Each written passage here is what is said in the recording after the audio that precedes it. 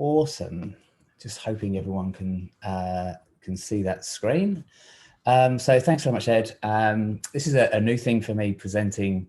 I normally present in front of audiences, and this remote world that we're in at the moment is obviously making changes to that. And I normally feed off of the energy of the crowd. So this is going to be a bit interesting. At the moment, my crowd is my pet dog, who me working here where I am at home at the moment in Melbourne, is me standing up on in my daughter's 12-year-old daughter's front bedroom with a tall boy, with a computer on a tall boy, and a dog looking out of a window at the builders opposite me.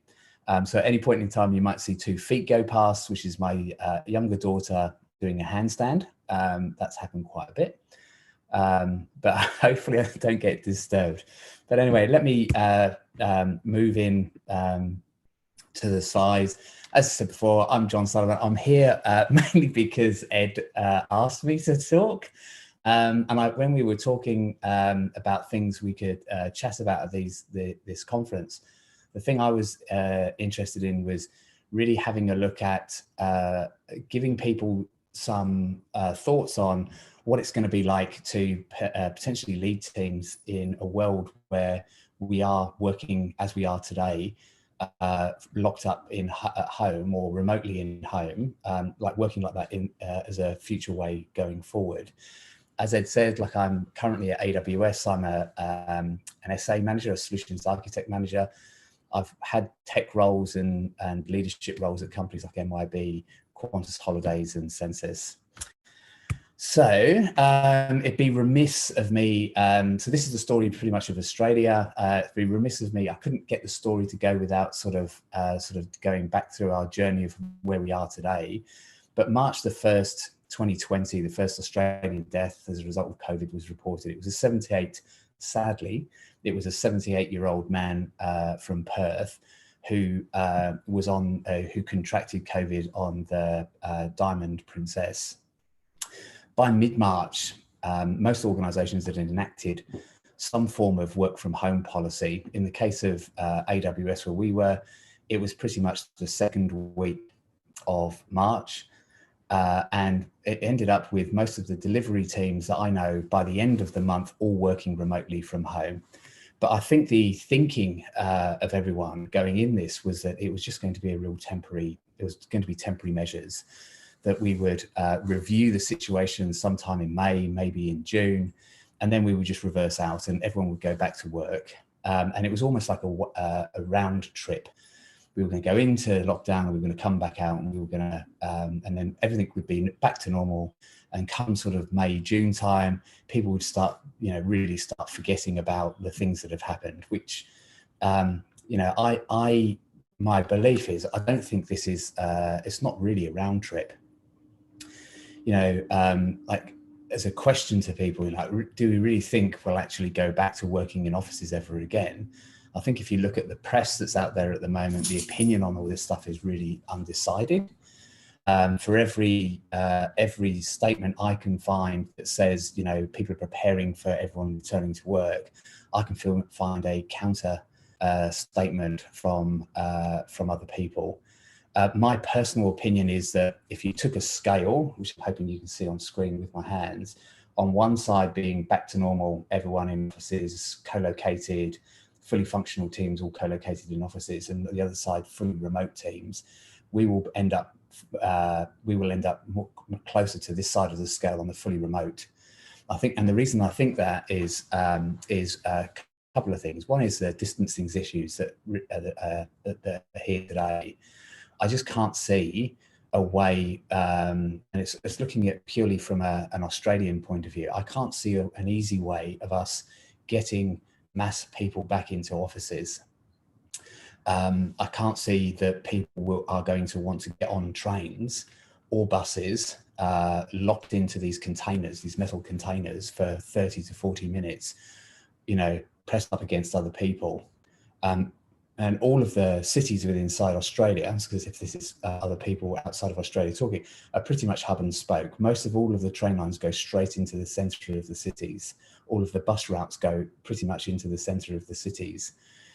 The driving into the cities is actually pretty hard on a day when most of the actual people going into work are actually catching public transport and trains or cycling in. So I think there's going to be a problem with people actually getting into the cities because they're not going to want to use public transport. And they aren't going to want to use to drive because their road systems just won't support it.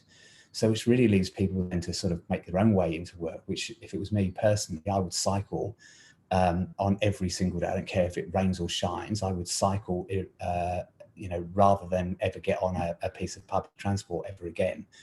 The problem for that is that most buildings, big tall buildings in Australia have end of trip facilities, showers, changing rooms. All of those are locked down because there's no easy way for organisations or building management companies to actually keep those things clean. You get in the building I'm in, there are 2 shower facilities. They're big units that can hold, say, 15 or 20 people at one time with 8 or 9 showers in them. There's probably about 20 people every morning at the same time, all in that room, and they've locked them down. So I can't shower when I get to the end of work, and I can't see that people are going to be able to do that. Then the other things that are going on is I can't see how people are going to get thousands of people into buildings on lift systems when lifts will only allowing 2 people or 4 people per lift. How are you going to shift 100 people to a floor when you can only do it at sort of numbers of 2?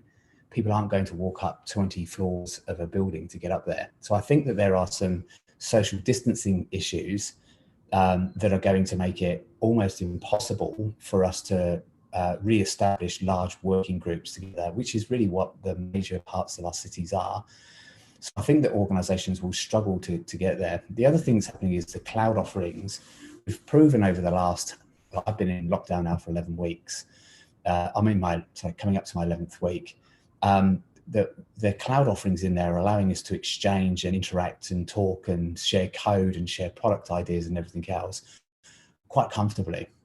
And I think that there was and please don't laugh about this bit, but even the NBN's standing up a lot better than most people feared. My personal fear was that the NBN was just going to fall over, and it hasn't really.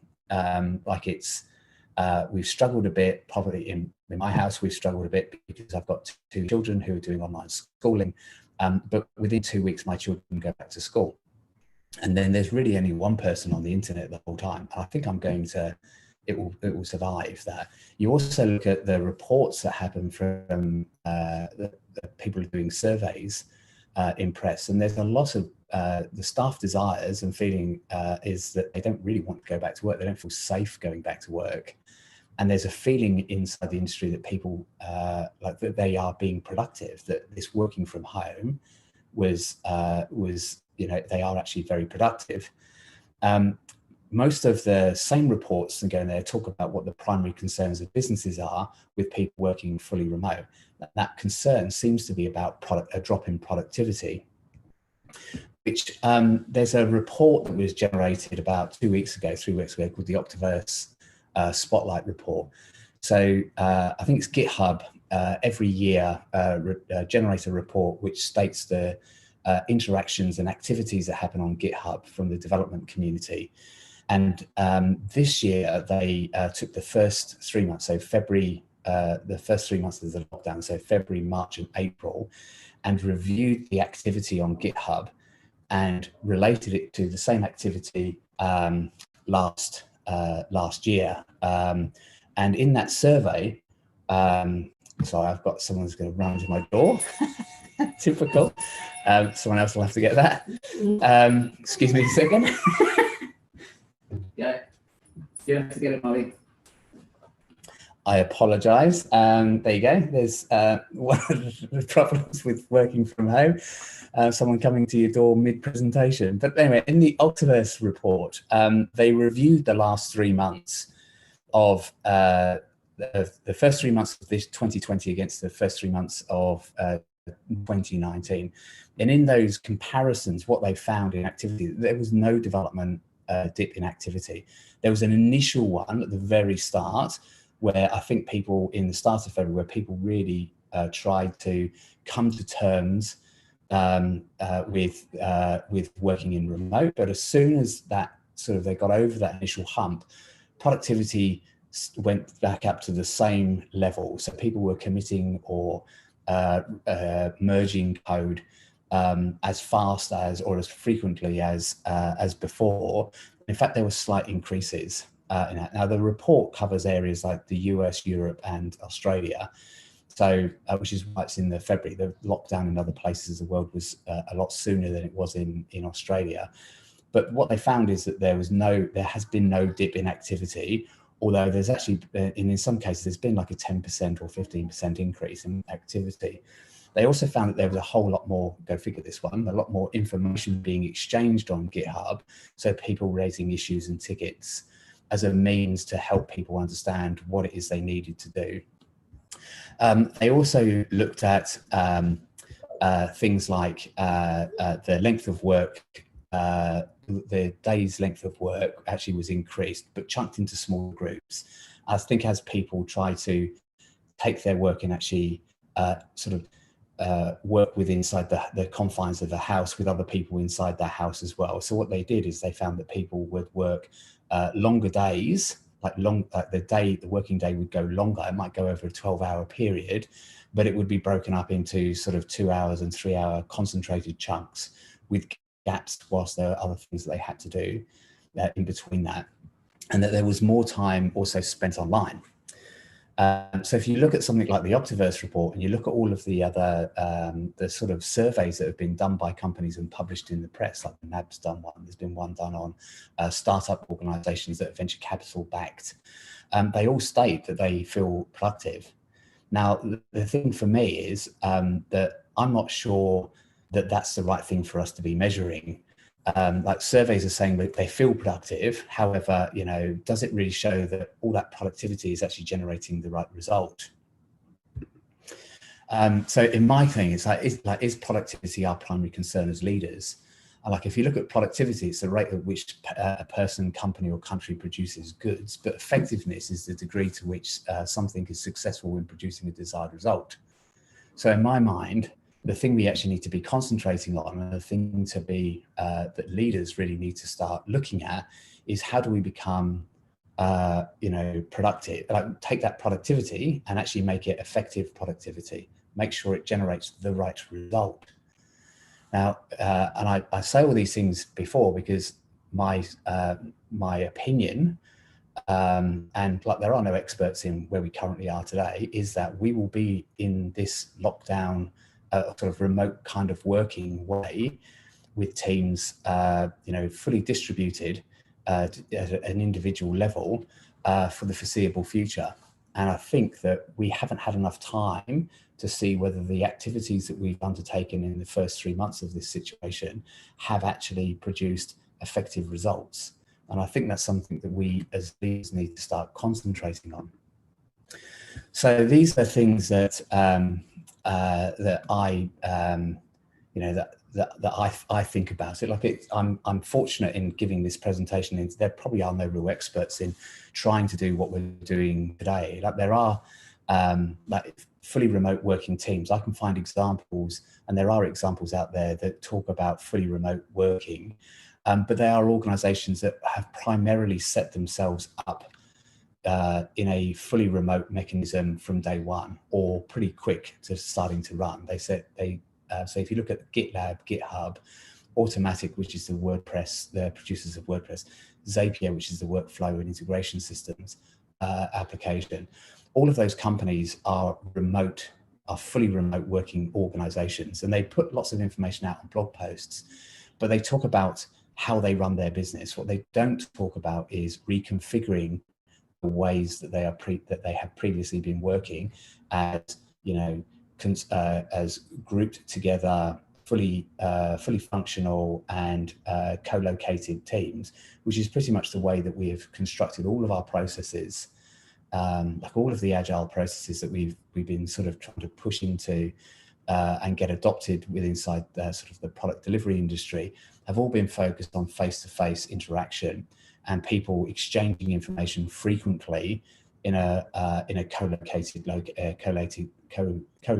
location.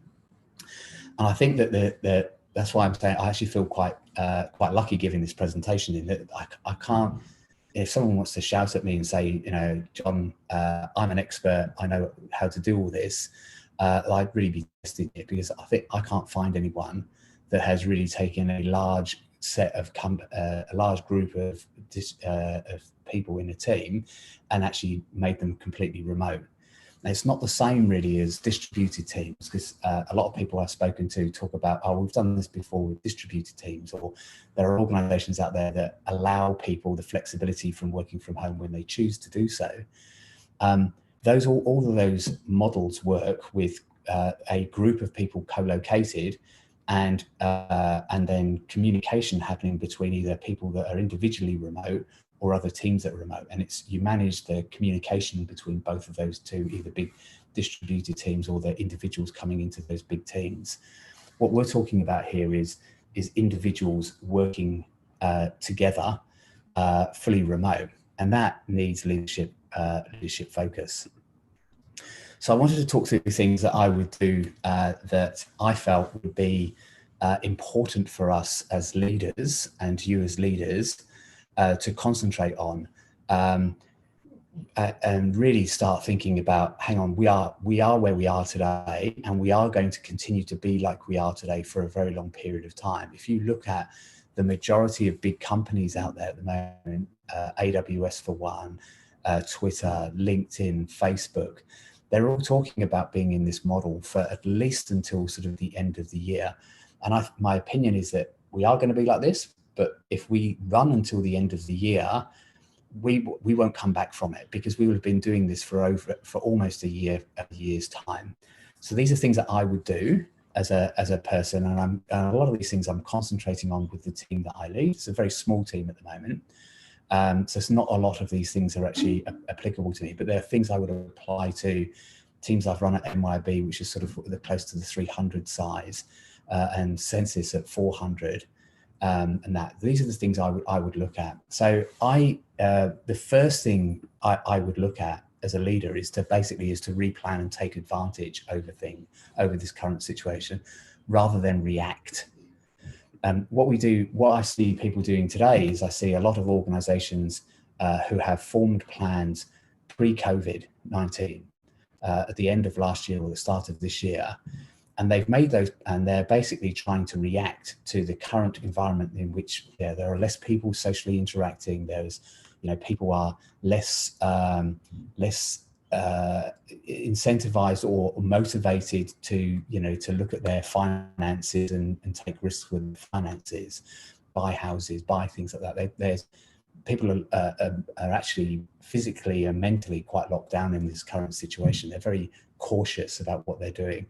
But most of the plans that organizations have put in place have been made with a viewpoint of what the world was like pre-COVID.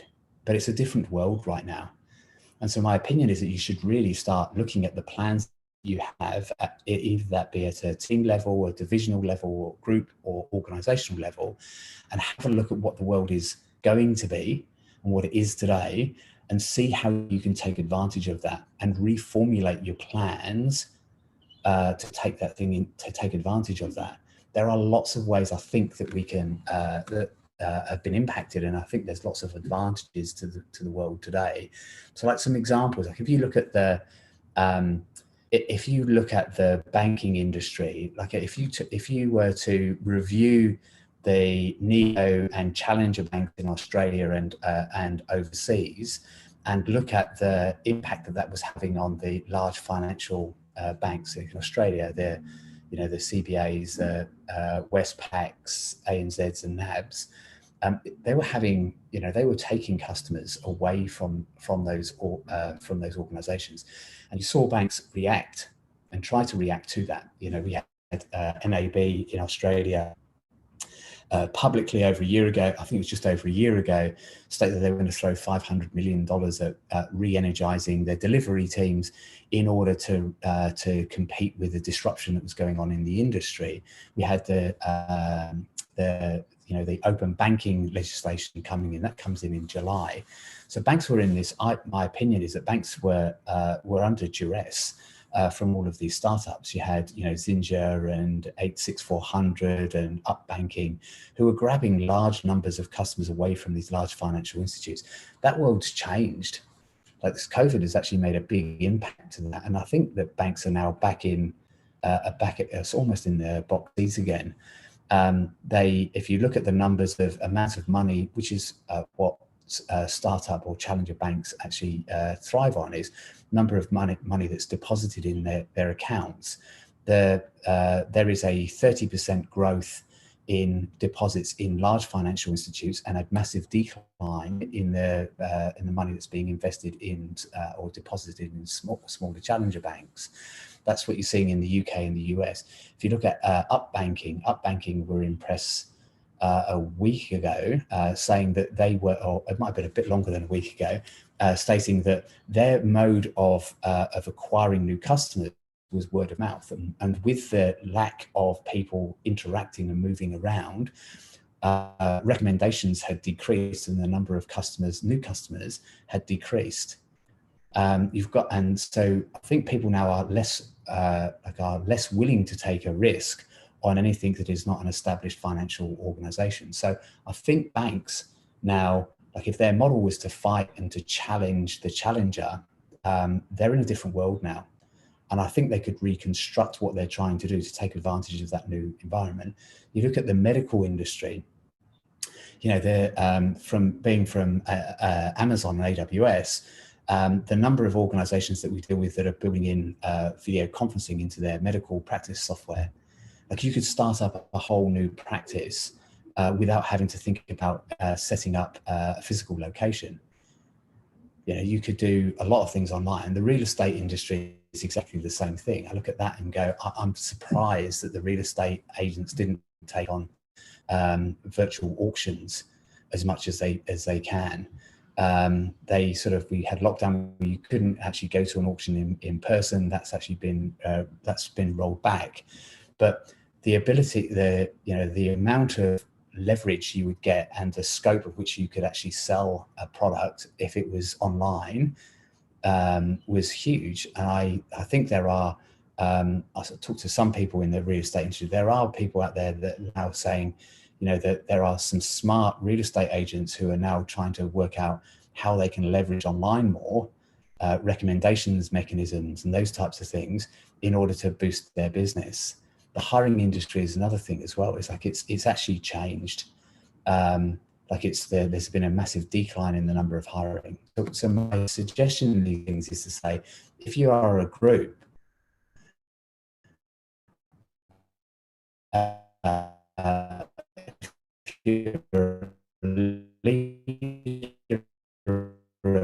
a group plans. So as leader, what it is you're going to try and achieve for the second part of this year, because the world is not going to be it's not going to be what you thought it was when you put those plans together. The other thing, the impact for leaders is that you need to be more purposeful now in stating what your company culture is. Before, when we had physical buildings, it was really easy for organizations to state their company culture. You could almost put it on a poster on a wall.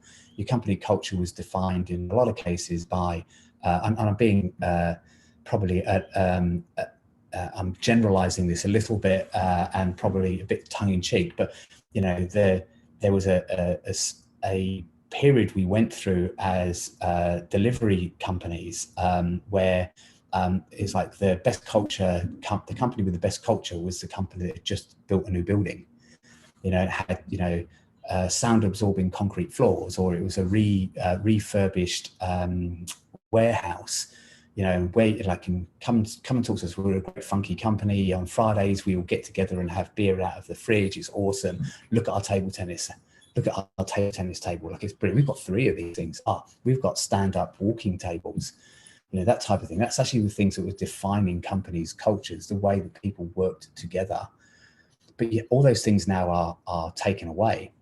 Like your culture, the culture that people now absorb as individuals, if you're working remote, is the culture and the actual the environment in which you're working, which is, sorry, my dog's come back in again, the culture in which you, inside your house.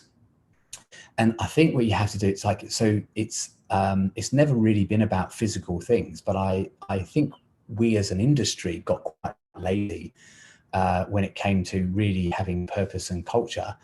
And we use physical things we could point at and state as saying, that's who we are, that's our culture, we have fun, we work together, we have fun, we play together. And that's now going to change.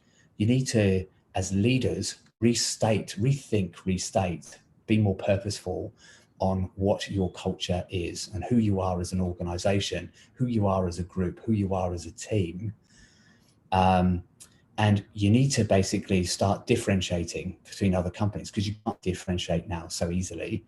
And you need to take that purpose and you need to talk that way. You need to talk to it. You need to act to it. You need to lead that way. And you need to tie everything back to your culture, to your purpose. And all those conversations, talking, acting, and leading, that becomes your culture. Like give your people, your company, a greater purpose. And it doesn't mean with purpose that when I've been in organizations, when we talk about purpose, the first thing that people jump to is to say, well, we need to do something people want us to do something and hand back to society, or hand back to the community around us. I don't think that's not what drives everybody. I think you can have greater purpose, but it can't be, we're going to be the best financial institute, we're going to give people financial viewpoints into their finances. It has to be something that that people that work for you now connect with. Now, as examples, I used to work at MYB, as Ed said before, and the leader at the time there was a CEO called Tim Reed, who'd been with the company for about 10 years, and he was really purposeful in everything that how he spoke to everyone in the company. And I remember having a conversation with him about it. And what he said was that when he was young, growing up, his father and some of his friends, their businesses went bust. And the reason they went bust wasn't because they were unable to provide the service or do the act that business was there put in place to do. They lost their business because they had no real idea what was actually going on inside their businesses. So he saw the pain that actually caused. And the thing that drove him was helping people understand their business so they didn't lose it. Helping people understand the dynamics of what was going on in the organization, in their organizations, and using those data, like the accounting system, to actually help them be more successful and have more fun and love what they do.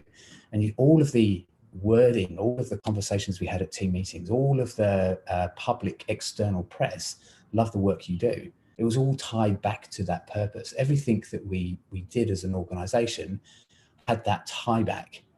And that purpose was actually felt by the rest of the company. That was almost became part of our culture when I was there.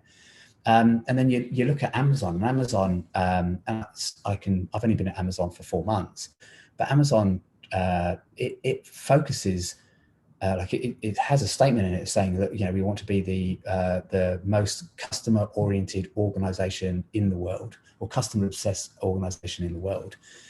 And if you have the way the conversations in that organization work, so that's its purpose. And its culture is, every time we go into a meeting, if someone says, I think I'm going to do that, people just say, well, what's in it for the customer?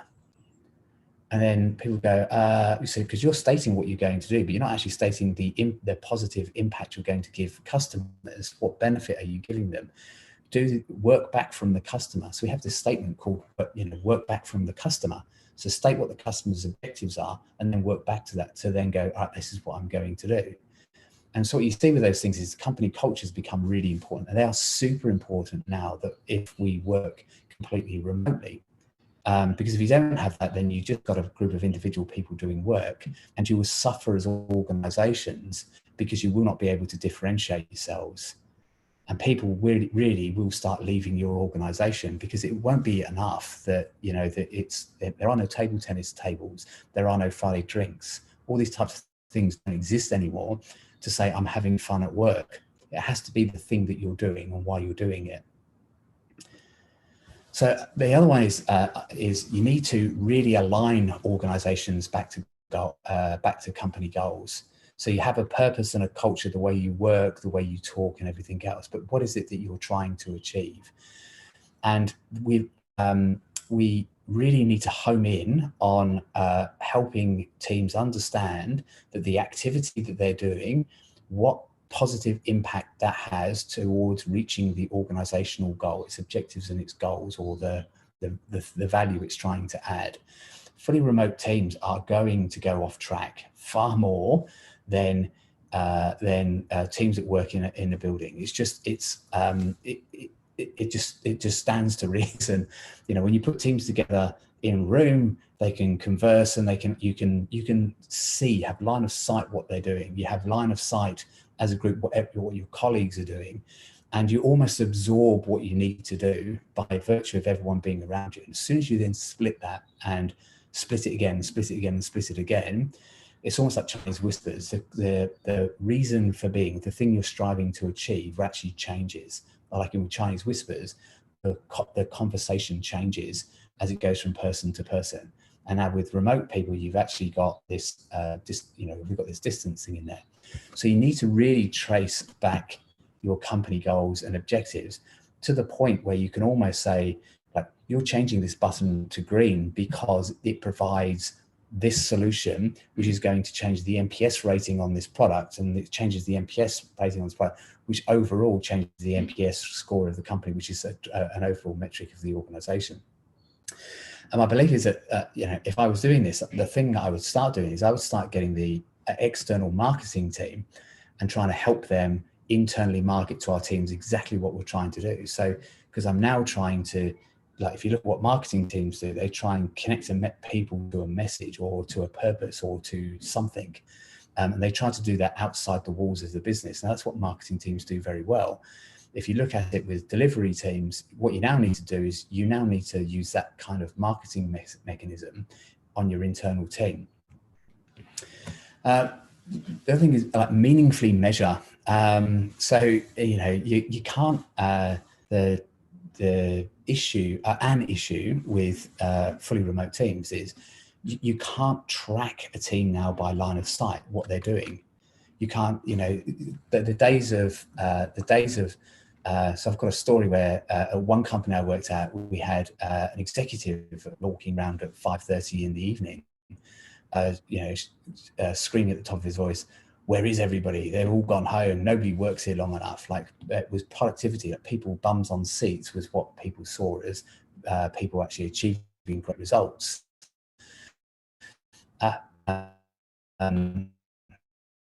In that case, what we found is that most people were actually working, the actual development and delivery teams were working a lot harder than the executive teams.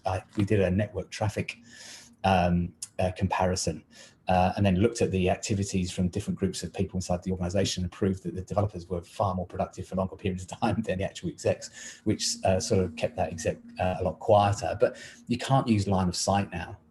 And that was actually what people used in a lot of cases for measurement of people working, the things they could see, like carts moving across a wall. And I think that we've used metrics wrong to date. And I think we need to really start using metrics or installing metrics inside teams that give leaders an opportunity to analyze where they're going, where they might be areas for improvement or areas for to pull people back into back on track, but use metrics like for good, not for evil, which is probably a statement that's used by quite a few people. But using metrics almost like they are like a dashboard of a car.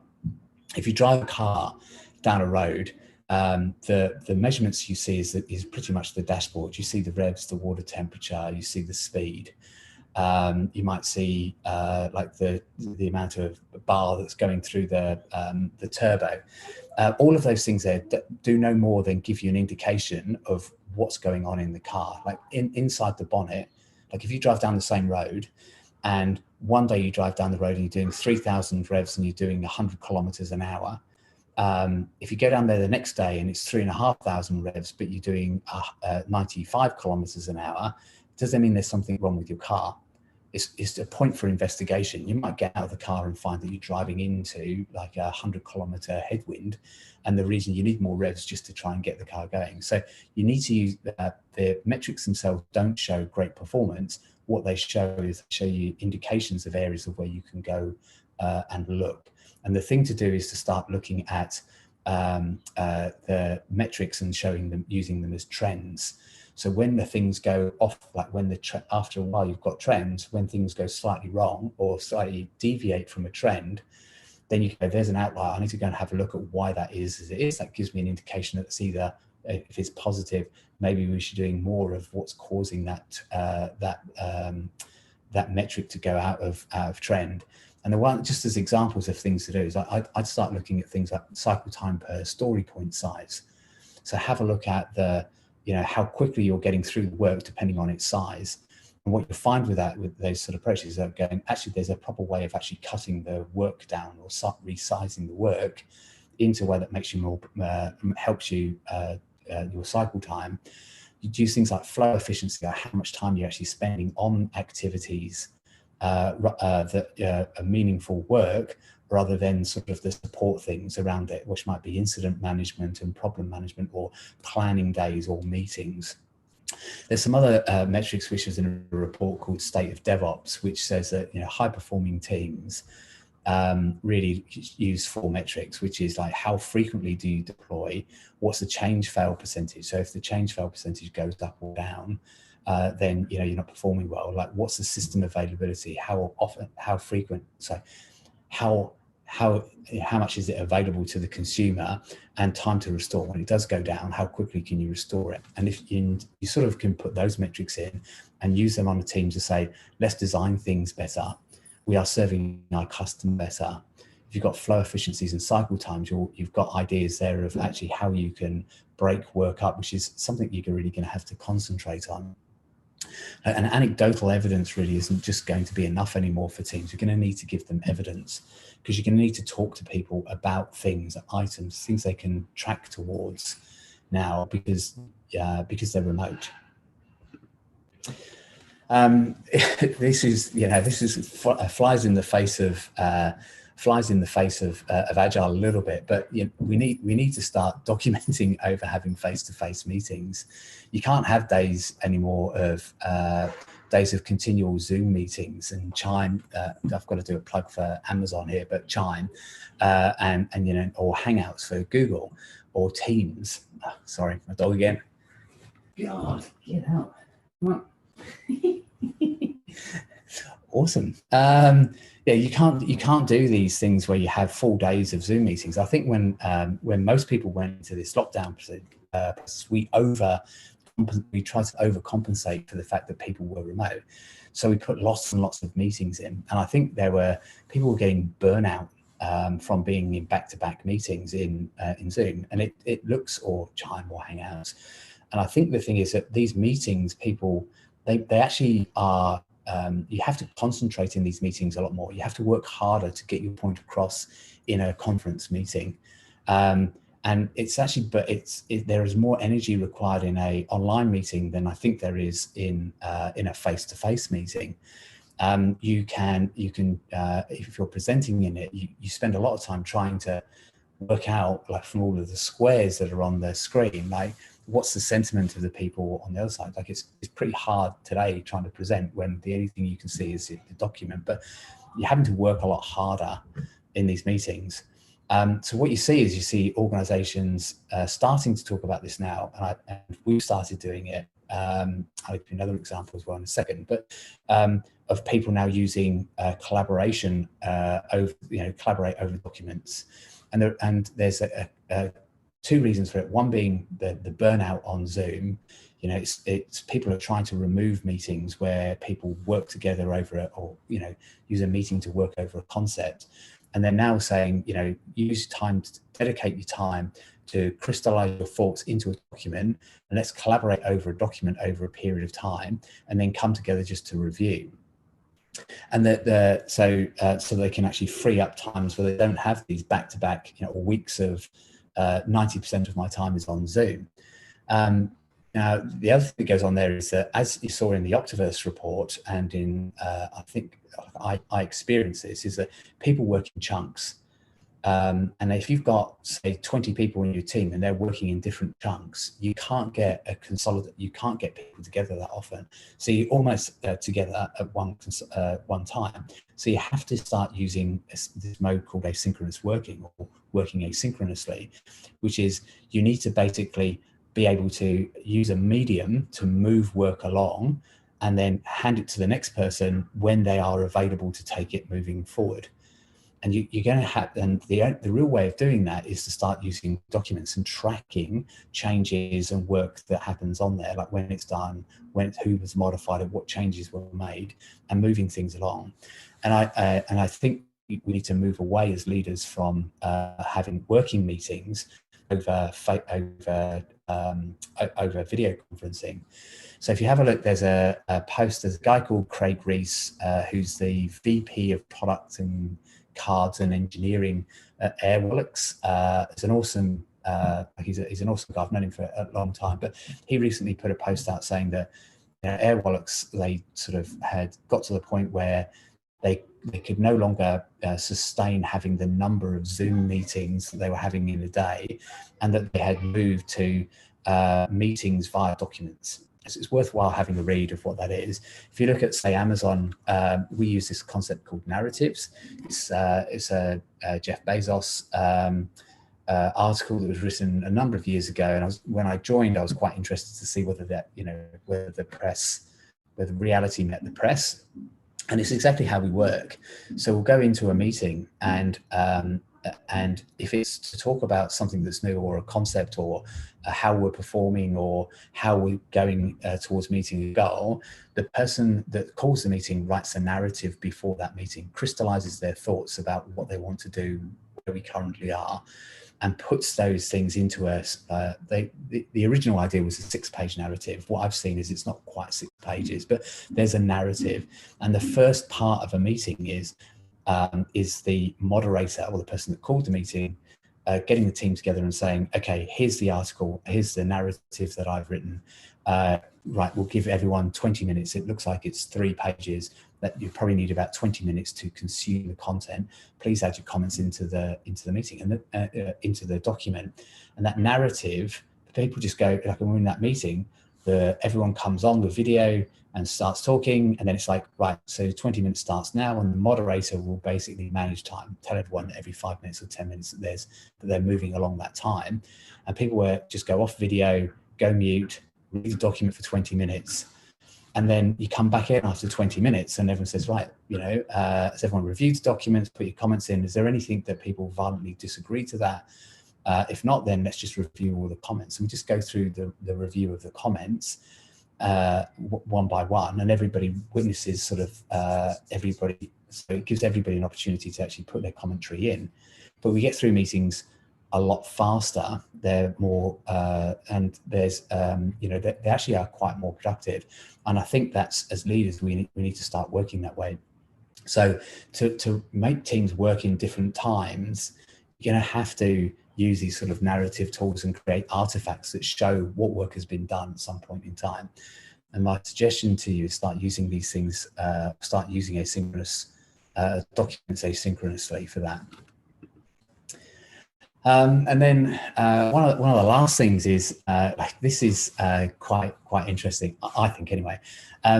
Before COVID, organizations talked about this thing called work-life balance, which, we've got great work-life balance. And I think it was actually always I always felt it was the wrong thing, that it was almost like work-life integration, that we wanted to integrate, we wanted to work like people were whole when they had meaningful work and a meaningful life, and they could somehow get those two things to coexist.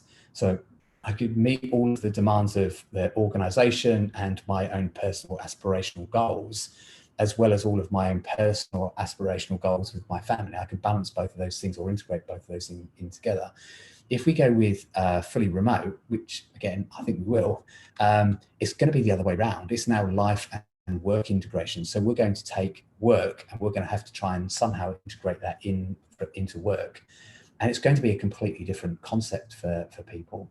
You know, when you look at leaders up till today, you know, we were instructed when you're new to leadership, one of the things you start talking to people is like, you know, empathize with the people that you're working at, get to know them and understand them. So when you have one-on-ones, for instance, why don't you start the first 5 minutes of the meeting just generally talking to them, not about work, but about them themselves, get to know them and understand them. And you had these meetings, like these really artificial meetings being run where people go, hi, how are you? How was your weekend? Isn't it awesome? Great, that's really good that you did that. All right, now back down to business. And then so the first 5 minutes were taken up with the chit chat and then bang straight into business. And then if at any point in time in any of those conversations, leaders, like people that were like raised to their leader, they had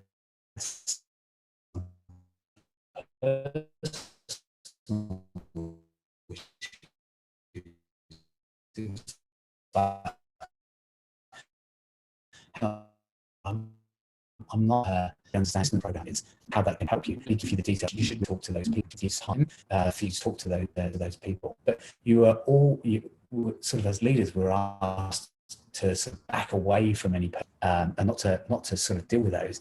And I think that's going to change. It's because it's going to primarily be personal first and then work secondary in here. And you're going to have to, as leaders and myself, we're going to have to not really empathize, but we're really going to have to understand the environment in which people work in.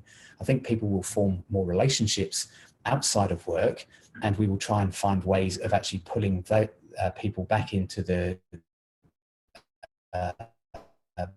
back into work in frequent times. You're going to have to change as like the way you onboard.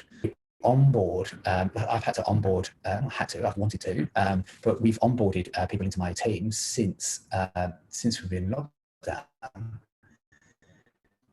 And it's quite, for me, it was quite confronting. I'm going, right, people feel included in the team when I can only do that via video conferencing. So I've been building mechanisms with people that are onboarding to make sure that people are always connecting with them, including them in lots of different things in work that they normally wouldn't be included in, so that I can build this level of inclusivity into it. When you do career management as well, it's like it's going to be different in there. You won't have. It would be harder for you to find opportunities to develop people's careers if the information isn't flowing within inside the organization. When you've got people working in the organization, when they join, part of that joining is going to be, well, what's your home life environment like, and how can you set that up, and what do I need to provide you so that you can build a meaningful environment that isn't what I'm standing in today, which is, you know, my daughter's 12-year-old daughter's bedroom. Which you know, I'm hopefully the camera's going up and you can't see the flowery doona that's at the back. That's not my softer side. That's actually my daughter's doona, but doona cover. But we're going to have to start working as leaders on setting up, helping people set that up to be productive and to be efficient about what they do. But it's not all sort of doom and gloom in there. Like there's such a positive to this. Like it opens up the market to hire. Like, you know, we now, like, there were impediments to getting people to come into offices, and they were problems with us building they caused us to have problems building diverse workforces. Well, now that's open slayer, because if everything's remote, then, you know, and we've got this work-life integration or life and work integration going on, then it should be quite comfortable to hire someone who, you know, has family commitments, like that stay-at-home dad who is having to look after kids, who's got years of experience on working, or that work at home, or that person at home, the mother at home that's managing the school life of kids. If you take into account all of the things that are going on right now, where people's hours are distributing longer over the day, and people are chunking things up and taking breaks, all of those types of people in those situations where that's how they need to work, but work from home, that's now available to us. And we will be able to build diverse workforces. We will be able to hire people from remote areas. Like if you look at country towns in Australia where their pushes are, come and live and work in the country. It's great. It's awesome. It's going, it doesn't matter where you live. As long as the NBN holds up in Australia, or whichever carrier you have in the country you're in, as long as that stands up, you can be anywhere. But in this, I really think one thing is that leadership qualities are going to really be tested. Like how you lead your people, how you understand and get the best qualities out of the people that you work with. They're going to be really tested. I don't think it's going to be leaders are not going to be people that are that can follow a rule book and say you must have like X number of one-on-ones. They must have their career plans in place. They must work to these, must meet these sort of guidelines of the organization. You're really going to have to understand and almost, understand the people that work with you. But none of these things that I've spoken about here really are things that are new. Have a culture in an organization, measure people, lead people, and really understand the people that you work with. Work things towards, get people aligned to objectives so they can see the value of what they're producing. But I think in an environment where we had people come together and work together in one location, it was a lot easier for us to sort of to have less importance on some of those things. And it's really, in my opinion, so the things I've raised with you, I don't see them as new things. I thought they were things that we needed to do as leaders anyway. But the situation we are in and where we're going is actually has I think raised the importance of these things, and the focus level that's required has really gone up a notch. In writing this presentation, like it's super hard to see how we ever got here. Like as Australia, no one would have expected us to be here, and I think no one's really put thought into where we're going to be going forward. We entered this year with the east coast of Australia almost burning itself out, and that was unreal. And then we followed it with a pandemic, and with organisations basically with large numbers of unemployed people, but people also working remotely at home. I think it's an unprecedented position we're really in, and I think it's given us a really positive spin on it. On a real negative is that I think it's given us a real opportunity to create new ways of working. Not these things about let's just make sure we work in a more agile way rather than in teams. We really now can focus on things that are really important, because you actually have to. And as leaders, we have always needed to guide, and we've always needed to manage. That hasn't changed, is never going to change. We just need to adjust our focus, and we just need to change where and how we apply our energies. Otherwise, I think we're not going to be effective. We will have productivity, but we will not be effective. And this, I think, is quite buoyed by the opportunity that's provided to us right here, right now, to make a material change in the way that we work. And with that, I guess I'll go over to some questions, if there are any questions. Yeah, hi, John. We've got about 3 minutes for questions, and I noticed a couple coming in the chat. So if you can find the chat. So one was from Owen in Brisbane. Got it. Got the chat. Yeah. I've got the hello Ed. There's a few hello Eds. Let's see. Towards the bottom, I'd be interested in the playbook for remote onboarding experienced by John if it's available?